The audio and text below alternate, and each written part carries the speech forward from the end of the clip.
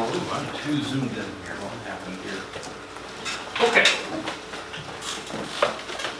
There we go. That's about right. Okay. We're doing section 1.7. It's based on three-dimensional shapes. Goal today is to go through the names one more time. Now you already have all these notes, except for like the last slide where we talk about volume and stuff. We'll do a couple examples on the board. That's why I'm going to leave the lights on as we go through, so I can draw some pictures. I'll give you guys some options of what you want me to show you. But the goal today is to go through notes so you know exactly what to do in your homework. A lot of the homework, no joke, when you look at the homework, a lot of it is just like, look at the picture, tell me its name. Like, what is the name of this object? Now, is it a polyhedra? Yes or no? That type of thing. Okay, does that make sense? I'm going to slightly change the directions of the homework. I do not want you to tell me how many faces there are, and edges, and vertices. I don't want you to do that. I just want you to tell me a name of the object, specifically, give me this correct name, and tell me if it's a polyhedra or not, and I'll explain the difference. Okay, so that's a majority. Now, the last ones are doing surface area and volume. You will have to do that in a few problems. That's the ones we're going to do on the board today, so you know how to do it. Because I'm going to show you my shortcuts that I do. Okay, make sense? If you have calculators, it'd be a good thing, so you can check the answers. Okay, so section 1.7, let's go through some of the names here. The regular polyhedra. So if the picture is special enough, it could be one of these regular ones.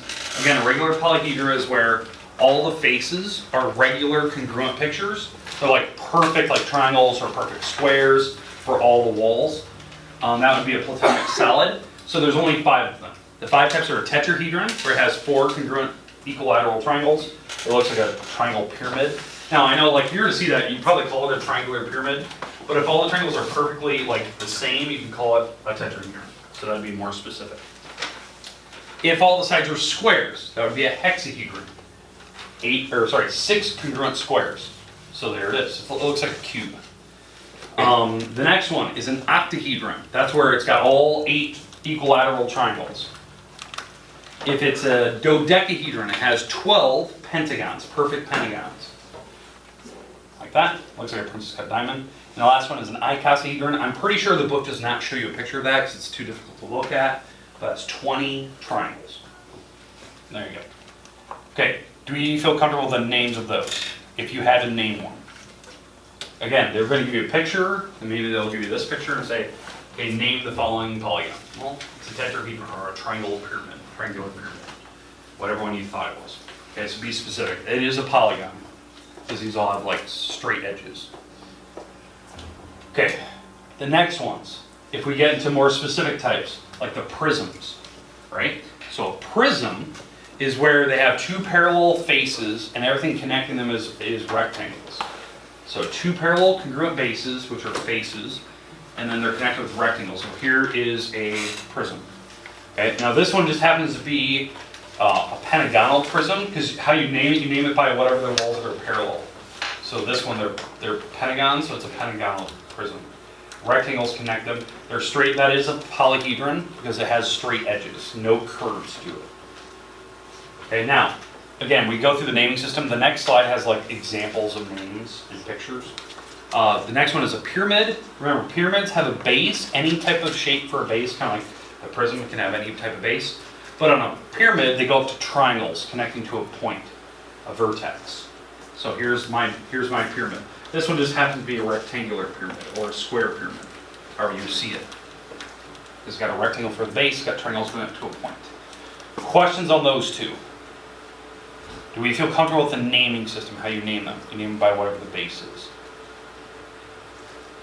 Remember, pyramids go up to a single point. The prisms don't. That's how I know which one's which.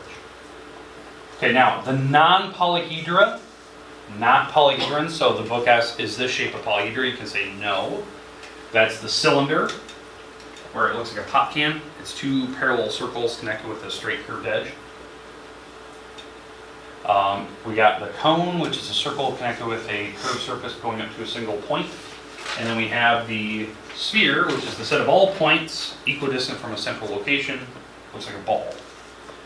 Now, on the last slide that I gave you yesterday, my formula chart had each one of these shapes, and then it gave you the formulas for surface area and volume. So those ones we're going to review today. Questions with the names? I still want you to be specific. Even though it's maybe not a polyhedron, you can still name it a sphere or a cone or be specific. Because some people in the last class were just saying, no, it's not a polyhedron, and then they moved on. And give me the name of what you're talking about. Okay, questions. Okay, now the names systems, if we go to prisms, they're based on their base. So a triangular prism has two triangles for bases that are parallel and then straight rectangles that connect them. We talked about rectangular prisms, which are two rectangles connected with rectangles. We talked about a pentagonal prism, where it's got pentagons for the bases, rectangles connecting them. Next ones are pyramids. Remember the base of the pyramid, and then they go up to triangle points. So this one's a triangular pyramid, it's got a triangle for the base, and then they go up to the points with triangles. So rectangular pyramid or a square pyramid has a square or a rectangle for the base, and goes up to triangles at the top. And then pentagonal pyramids, and they can have more. These were examples I gave you yesterday. You look at the base, that names it, and then you go up to points. Okay, questions on pyramids versus prisms. That's a lot of your homework today. It's just like looking at a picture and knowing what it is. Ignore the book directions, don't give me walls or faces or edges. Just give me the name, that's all I care about. Questions? Hopefully that makes sense. I think we did a lot of these yesterday, correct? Mm-hmm. Okay, these are just random examples. I just kind of pulled from your textbook because I thought they looked cool. And you get the idea of the naming system. All right, the last slide here, no joke. That's the last slide coming up. It's got the formulas chart. Okay, I'll kind of zoom in on it so you can see it.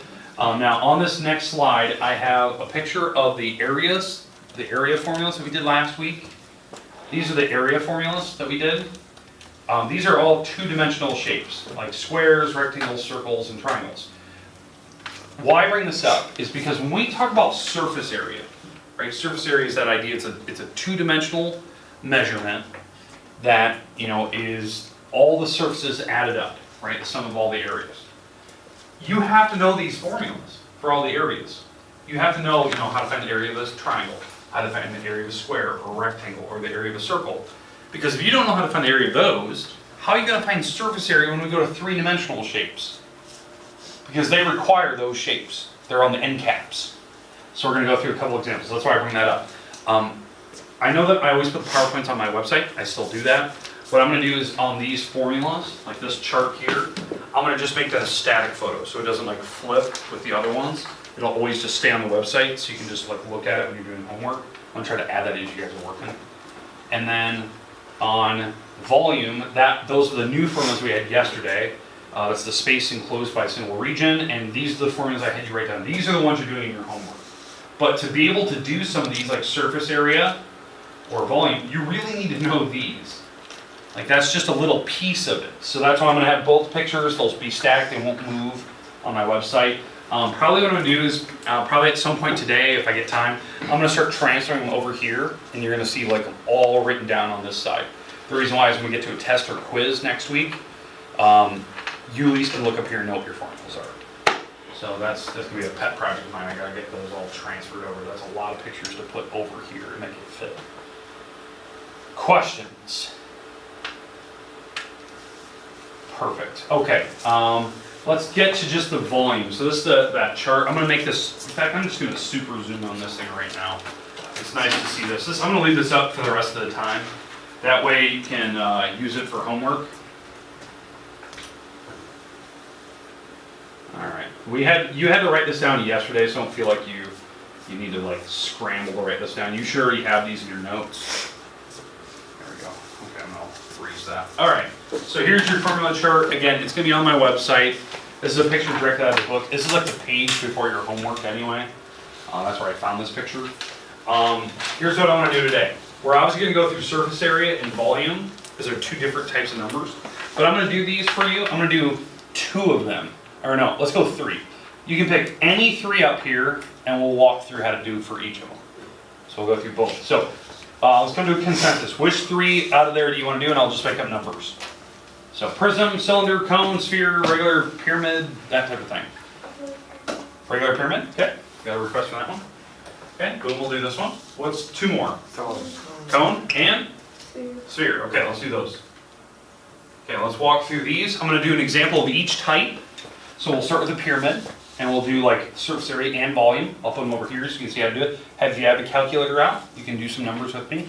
I'm going to show you my shortcuts that I do, so it makes more sense to you, like why I'm doing a certain thing. I'll try to explain the best I can, like what all these crazy letters mean, like what you're supposed to do with that if you're just looking at the formulas. But we'll do these three, and I'll do each type. So make sure your notes are out. I'm going to start with the camera so we can get this whole thing on film, and then I'll post that online so you can see how to do it. Okay, so let's do the pyramid first. It's obviously a regular pyramid. It's supposed to be a square pyramid, so let's assume it's a square. So I'm going to do the best I can to draw this. Apologies, I'm not an artist. Okay, there's my pyramid. I'm not going to do the thing in the background. I can't do that. Okay, so here's my pyramid. Let's say it's a square pyramid, so that means the base is a square, so let's call this like 11 centimeters and 11 centimeters. That's the bottom. Let's do surface area first, because there's always two, so let's do surface area first. Okay, so surface area is, imagine that you're on the surface of that pyramid, and I want to find the total like surface. So like, if I was going to cover this in wallpaper, how much wallpaper would I need? If I was going to paint the entire surface, how much would I need? Okay. Now the book has this crazy formula for surface area, where you have to find the perimeter of the base, and you take it times that slanted L line, and then you add it to the base, which is the area of the base, and then you do all that stuff. There's an easy way to think of this. Here's how I'm going to do this. I'm going to find the area of this triangle by itself. Does that make sense? Now this is a regular picture, so that means all the triangles are the same. If I can find the area of this triangle right here, all I'm going to do is take it times 4, because there's 4 of them. There's one on the front, side, back, left side. That's what I'm going to do. Find the area of one, take it times 4. Different than what they have. Now it is a triangle, so we do have to follow the area of a triangle. That's why that formula chart that I had up on the board earlier, we do need to know how to find the area. And then once I have the area of the triangle, I'm going to add it to the bottom. The bottom's a square, so I can add that base on last. Does that make sense what I'm about to do? Okay, let's do the area of the triangle. Now to do this, I do need this slanted line. This slanted line is basically they call it L. It's the height of that triangle, not the pyramid, but that triangle, straight up from the base of the triangle. Okay, so from here to here, let's call this L, let's call that like 10 centimeters.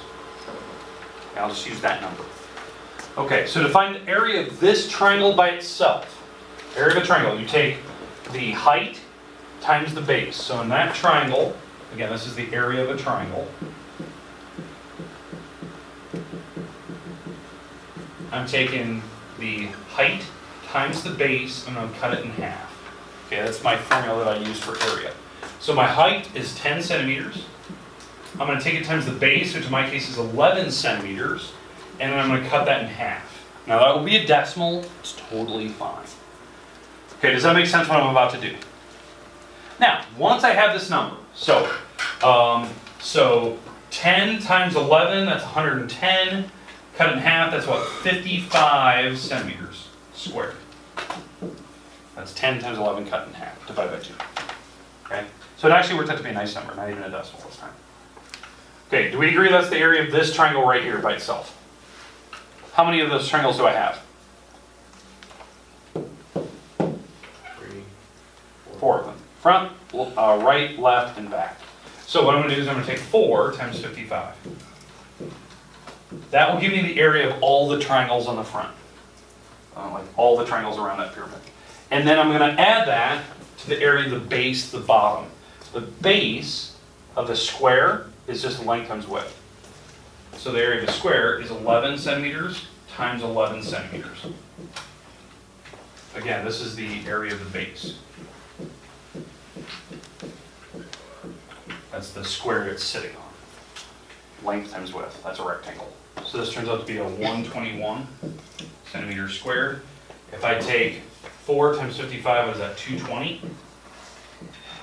Let me double check my math. Okay, and I add them together and I get, what, 341 square centimeters. Squares is like, it's how many like tiles are on it, so I look at squares on the surface. That's my answer. That's the answer for this pyramid. Does that make sense what we're doing there? Adding up all the areas. So if I just think about like areas individually, it makes way more sense than the crap that the book's trying to spew out. I just, individual areas, add them all up. That's what I'm doing. There's 4 triangles, which are all 55s, and then the bottom. That's just how I think of it. Now let's do volume. To do volume of a pyramid.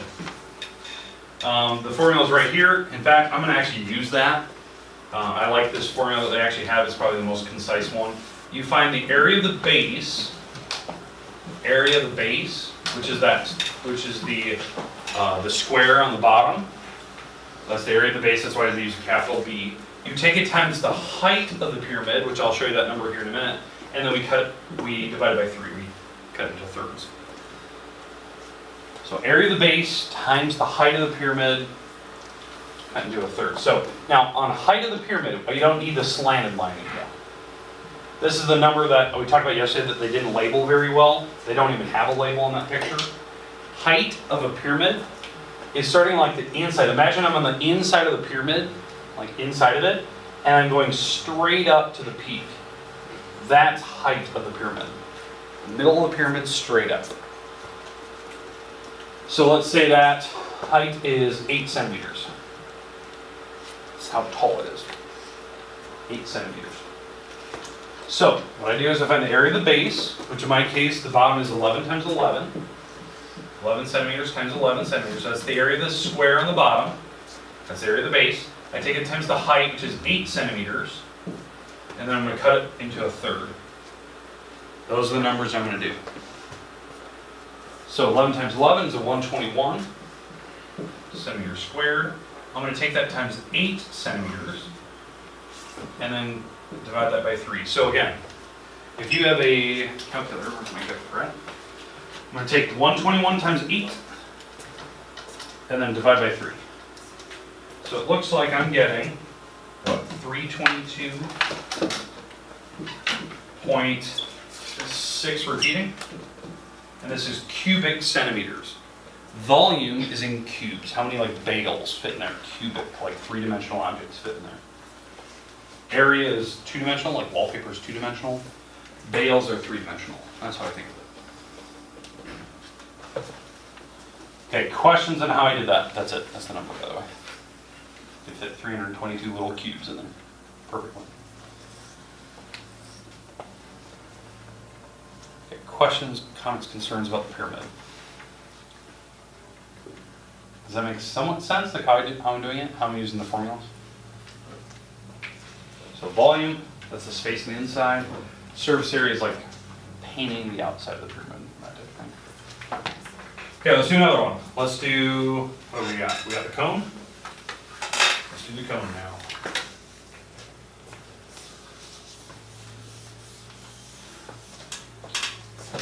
Alright, so surface area and, so let's do surface area first. We're doing the cone.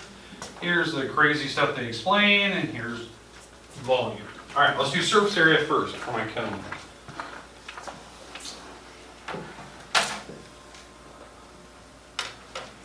Okay.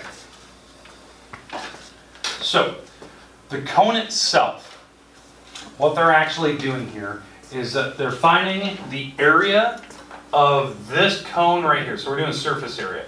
They're going to find the area of this circle that's up here. The area of it. How you find area of a circle is it's pi r squared. That's the area of a circle. Okay. The next thing they're going to do is they're going to add that.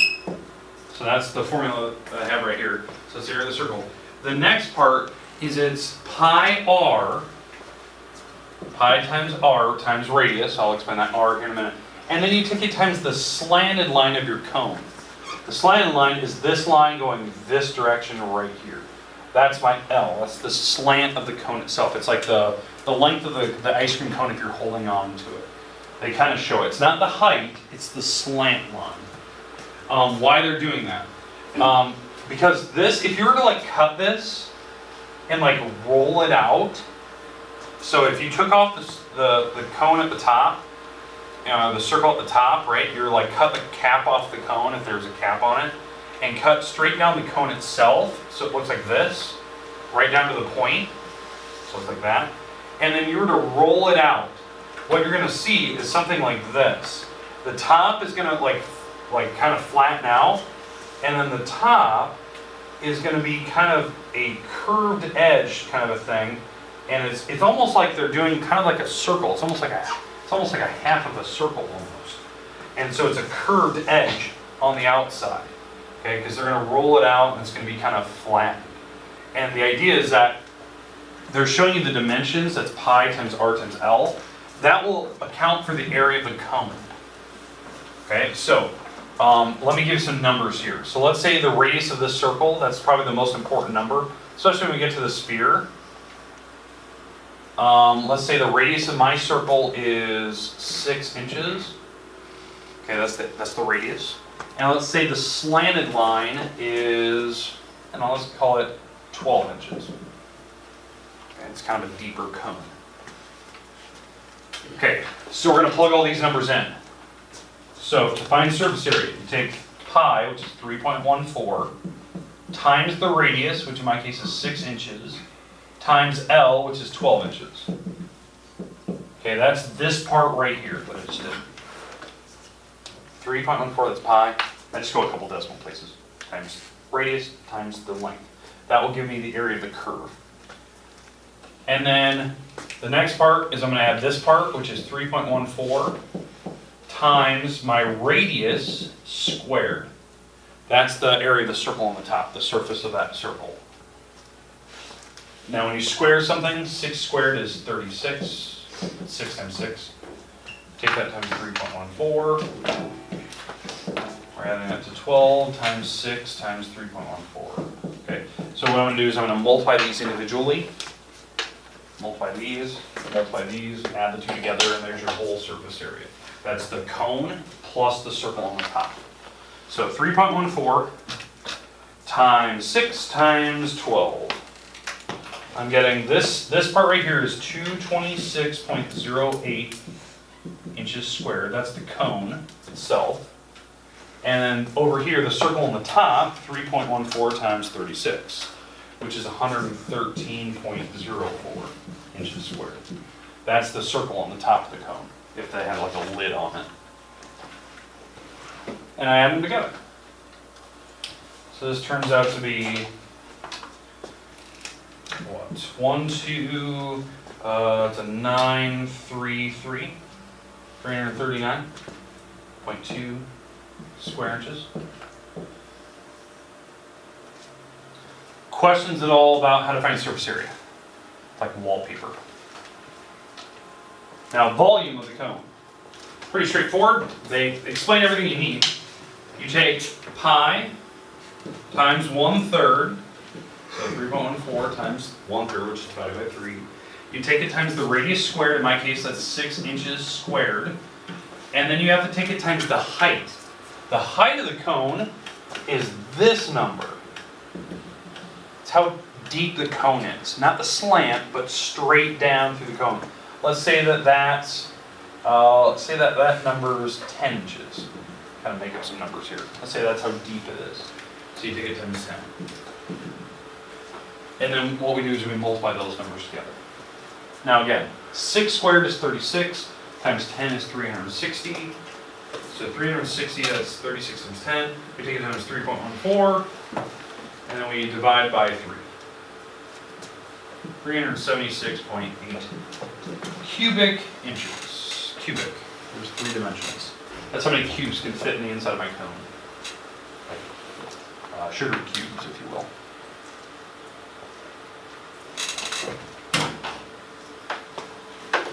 Alright. Questions at all about a cone? I'll try to show you an idea of this thing earlier. When you roll up the cone itself, like when you cut the cone, not the circle but the cone, what that looks like. So I'll explain like these dimensions a little bit. I'll try to pull up a picture from the internet. That way it explains that a little bit better. Because some people like to see that, why it turns out to be pi times r times l.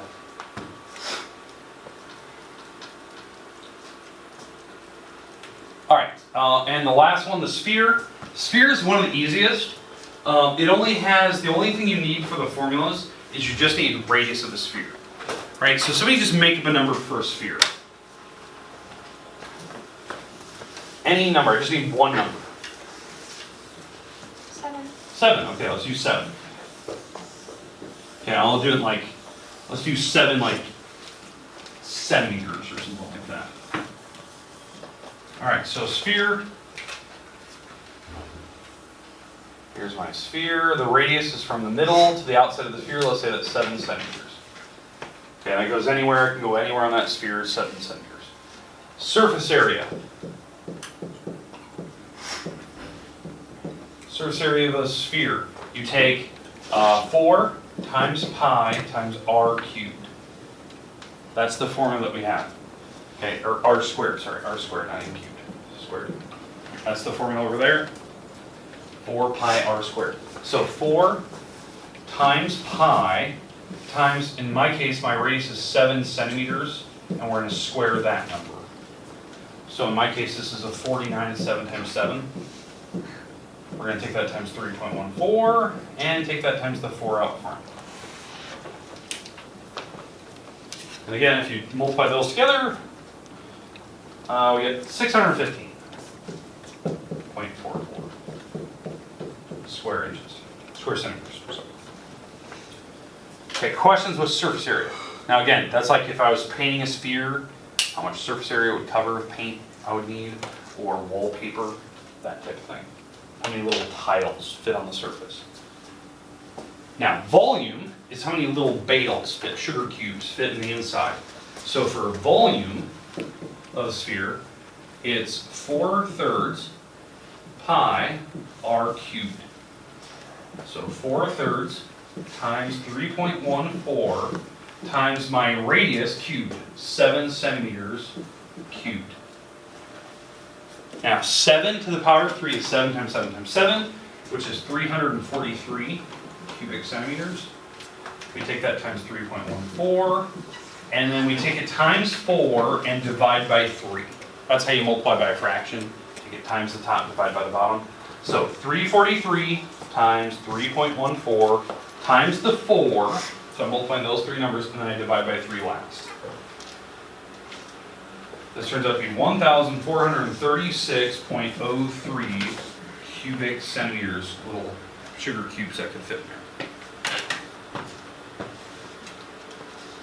So you multiply by 4 first and then divide by 3? Yeah, that's just what I would do. I'm very surprised I don't pick prisms. Surface area of prisms, pretty straightforward. You find the area of each rectangle separately. Top, bottom, right, left, front, back. Find the areas of each square, add them all up. For volume, just take the length, width, and height, 3 dimensions, combine together, length, width, height. Cylinder, same thing, area of the circle times the height. That type of thing. So follow the formulas. I showed you some shortcuts there. Homework's on the board, page 70. You have the rest time to work. I'm going to try to find a picture of a cone when you cut it, because I like to look at those pictures. I'm trying to draw the best one I can to explain it.